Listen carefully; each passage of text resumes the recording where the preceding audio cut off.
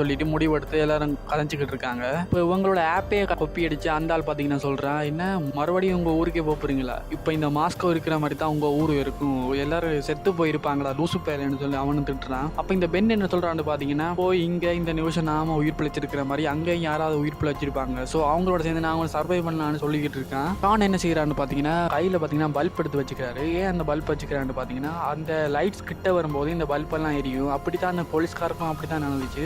So அதே மாதிரி அந்த லைட்ஸ் நம்ம கிட்ட வந்துச்சுன்னா இந்த பல்பு நமக்கு சிக்னல் கொடுக்கும், ஒரு வார்னிங் மாதிரி சிக்னல் கொடுக்கும்னு சொல்லிட்டு அந்த பல்பை எல்லாரும் வச்சுக்கிறாங்க. இப்போ திடீர்னு அந்த மாலுக்குள்ள பார்த்தீங்கன்னா அந்த லைட்ஸ் வருது. ஸோ லைட்ஸ் வரதால பார்த்தீங்கன்னா சுற்றி இருக்கிற எலக்ட்ரானிக்கல்ஸ் எல்லாம் பார்த்தீங்கன்னா இப்போ ஒர்க் ஆகுது. ஹீரோ ஹீரோயின்ஸ் 2 பேரும் பார்த்தீங்கன்னா ஆப்போசிட்டில் இருக்காங்க. இப்போ கரெக்டாக நம்ம ஹீரோக்கு முன்னால் தான் அந்த லைட் நிற்குது. ஸோ நம்ம ஹீரோ பார்த்தீங்கன்னா அசையாமல் அப்படியே ஸ்டாச்சு மாதிரி அப்படியே நிற்கிறாரு. ஆனால் அந்த லைட் நம்ம ஹீரோக்கு முன்னாடி நின்று நம்ம ஹீரோவை பார்க்காத மாதிரி போயிடுச்சு. ஏன்னு பார்த்தீங்கன்னா நம்ம ஹீரோ பார்த்தீங்கன்னா ஒரு கிளாஸுக்கு அங்கால இருக்கான். ஸோ அந்த கண்ணாடிக்கு அங்கால இருக்கிறதால பார்த்தீங்கன்னா அந்த லைட்டால நம்ம